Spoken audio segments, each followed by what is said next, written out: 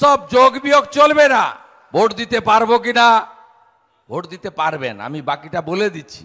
আজকে বক্তৃতা কম করব। ভোটটা কেমন হবে, কি কি ব্যবস্থা থাকছে, আর এরা মুখে আওয়াজ দেবে, টাচ করতে পারবে না কারো গায়ে। আমি আপনাকে বলে দিয়ে গেলাম, এদের দম বেরিয়ে গেছে, দম বেরিয়ে গেছে। একটা বেটা ভিতরে বসে শুনছে আমার বক্তৃতা, একটা ভিতরে বসে শুনছে। সে নাকি জেল, একদিন তো কাঁদছিল প্রিজন মানে, হাজার হাজার মানুষকে কাঁদিয়েছে, এখন নিজে কাঁদছিল। আবার দুদিন আগে বলেছে ওকে নাকি আমরা গ্রেপ্তার করিয়েছি বসিরহাট আসন নেওয়ার জন্য। এখানে 3 লক্ষ ভোটে দেগঙ্গার অশান্তির মূল নায়ক হাজি নুরুল নাকি 3 লাখ ভোটে জিতবেন। এক বেটা ভিতরে বসে শুনছে, আরেক বেটা ব্যাগ গুছাচ্ছে, শকত মোল্লা ওপারে ক্যানিং ব্যাগ গুছাচ্ছে, নিমন্ত্রণ পত্র এসে গেছে গতকাল। আমি রেখা পাত্র মহোদয়কে শুভেচ্ছা। তাপস দা আমাদের মান্যবর জেলা সভাপতি, প্রথম থেকে লড়াইতে নেতৃত্ব দিয়েছেন, দাদাকে শুভেচ্ছা কৃতজ্ঞতা।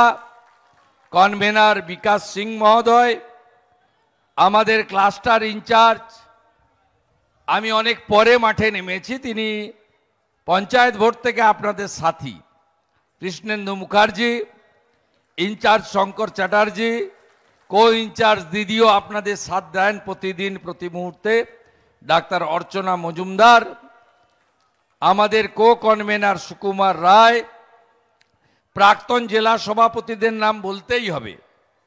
ওল্ড অলওয়েজ গোল্ড, পুরনো চাল ভাতে বাড়ে। আমি লাস্ট ক্যাম্পেইনটা সন্দেশখালী ওপারে বাদুড়িয়া হাড়োয়াতে রোড শো করে শেষ করেছি সেদিন।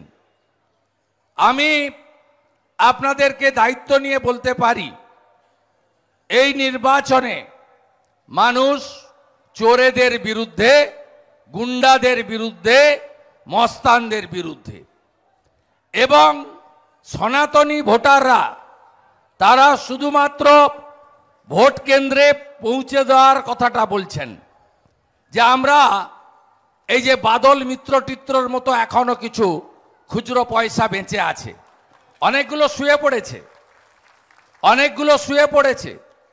ওদিকে খালেক আর এদিকে বাদল মিত্রটা এখন লড় করছে। মাঠে কার্যত কেউ নেই, মাঠে পুলিশ আছে, সেটাও আমরা সামলে দেব। আজ রাত্রে কোনো গ্রামে যদি মমতার পুলিশ ঢোকে, শাঁখ বাজাতে পারবেন তো? শাঁখ বাজাবেন তো? হ্যাঁ, জয় জয় শ্রীরাম, জয় জয় শ্রীরাম। আর যুব মোর্চা হুইসেল রাখতে পারবেন তো? হুইসেল মার, বাহ, থ্যাংক ইউ, থ্যাংক ইউ। একদম প্রস্তুত, প্রস্তুত, প্রস্তুত সবাই। ভারত মাতা কি, ভারত মাতা কি। চোর ধরো, চোর চোর চোর ধরো। আপনারা আজকে রাত্রিটা কাটিয়ে দিতে হবে, কালকেও একটু সতর্ক থাকতে হবে।